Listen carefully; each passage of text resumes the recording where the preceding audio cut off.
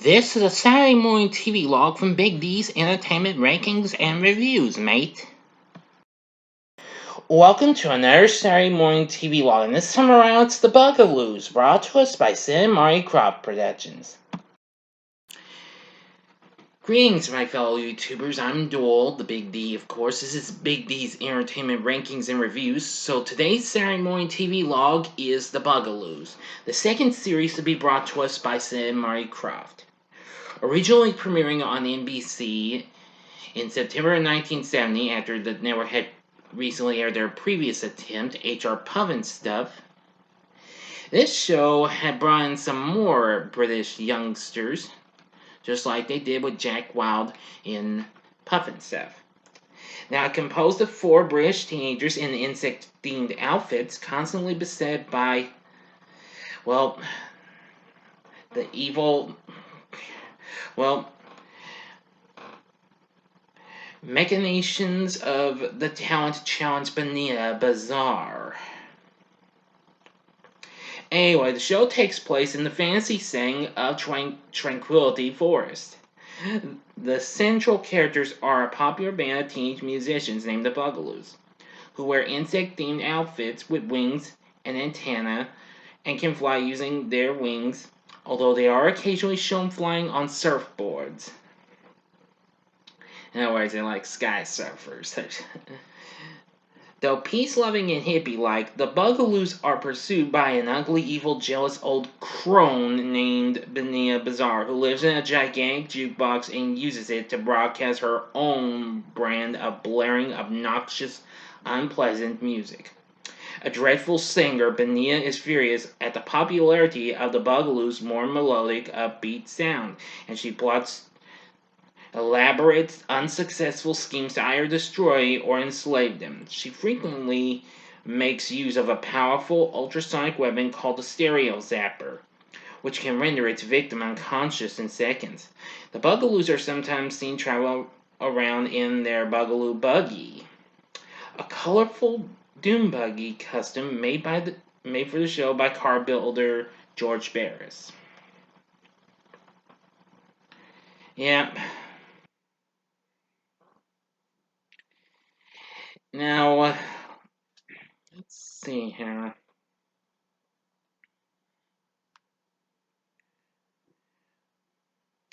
Now, the show was also fitted with an adult laugh track, as was common in practice at the time.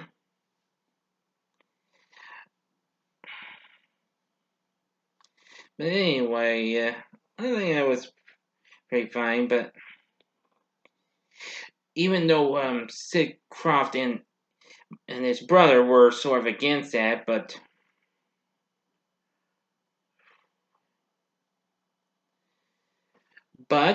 one of the workers on the show, felt that when the show was put together, that the children would not know when to laugh. So, and according to Marty, he says the bottom line, it's sad, you gotta tell them when it's funny. And the laugh track, the guy who, did this, Cy Rose, was right. And it was necessary as much as they were always willing to have a real laugh track, a real audience. In comedies, if you don't have them, you're in big trouble. Because if you don't hear a laugh track, it's not funny.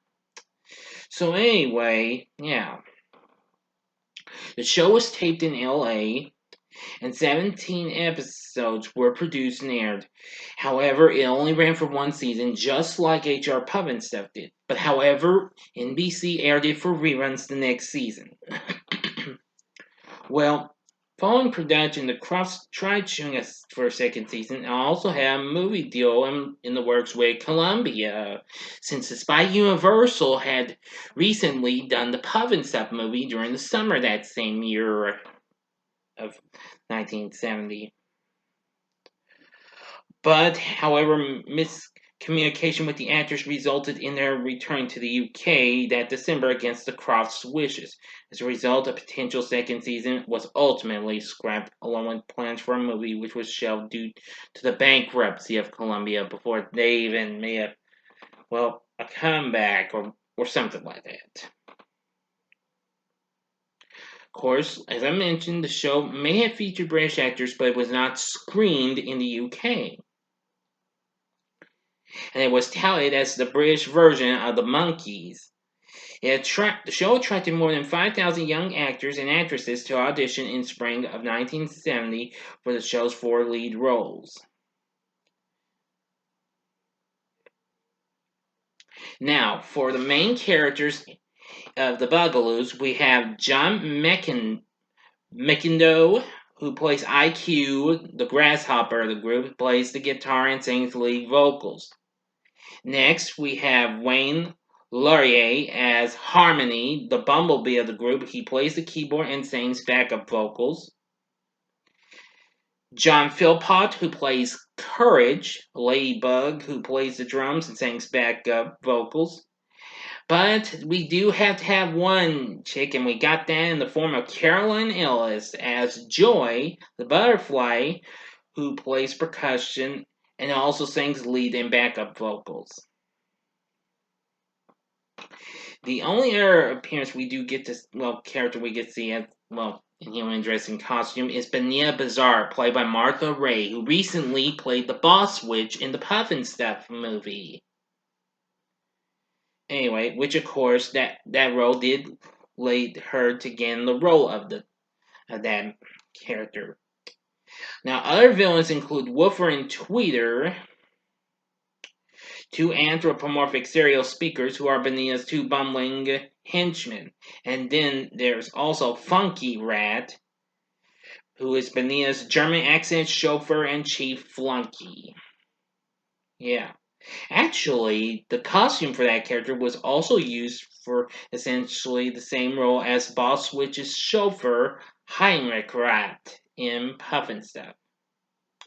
There's also some other characters, including Sparky, who was performed by someone who would certainly be a big part of some Marty Krofft shows, Billy Barty. Walker Edmondson did the voice. Of course, he also did the voice for one of the 2 speakers, and also the voice of Funky Rat.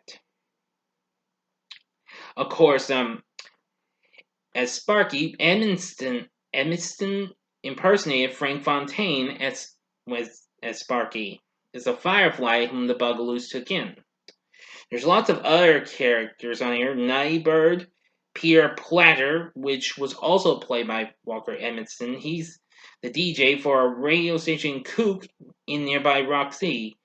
And Mike, voiced by Joan Gerber, who was voice of one of the other speakers of Benia's, was Platter's smart alecky talking microphone known as Mike.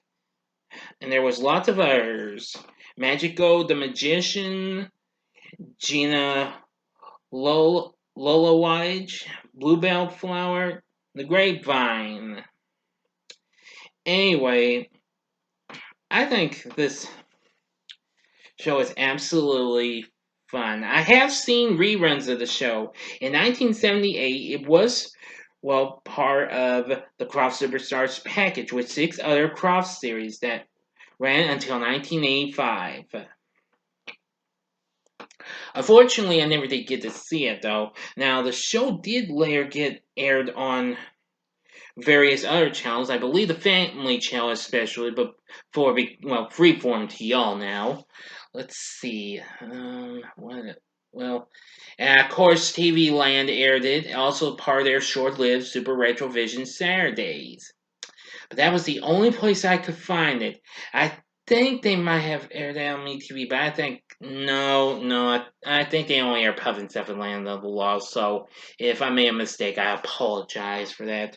The show has been released on DVD by Rhino Entertainment, and it also got released on video cassette too. But I think that set's currently out of print since it came out in 2006.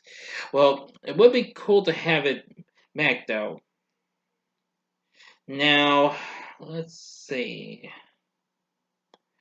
Well, there's been talk about a revival as well, but we can't guarantee that. That's still been in talks and works, and I don't know, what have you.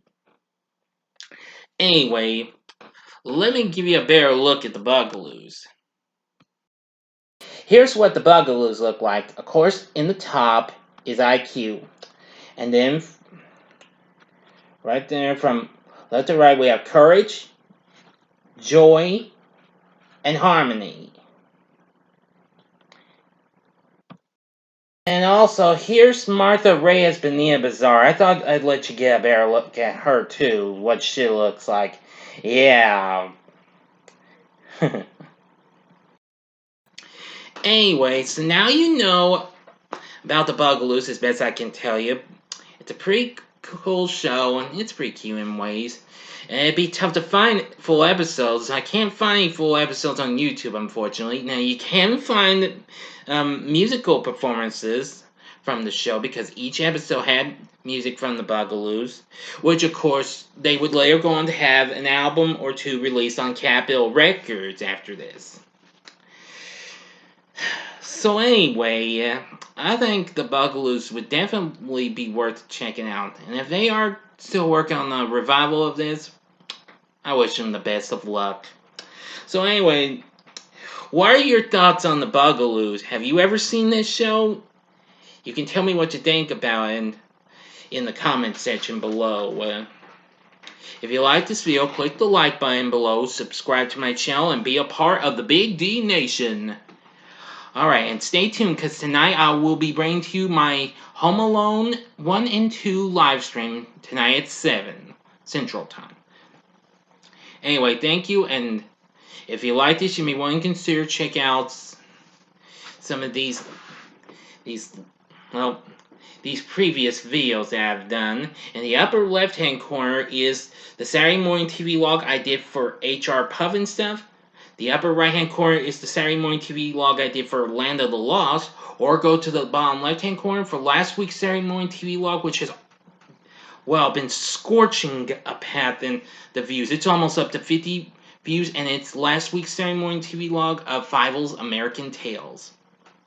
And the bottom right-hand corner is the button you can click to subscribe. If you like rankings and reviews on movies, TV, music, video games, etc., as well as the Saturday Morning TVLog, then I'm your guy.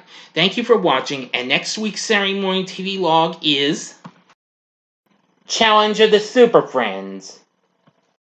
So until next time, I'm the Big D saying, see ya.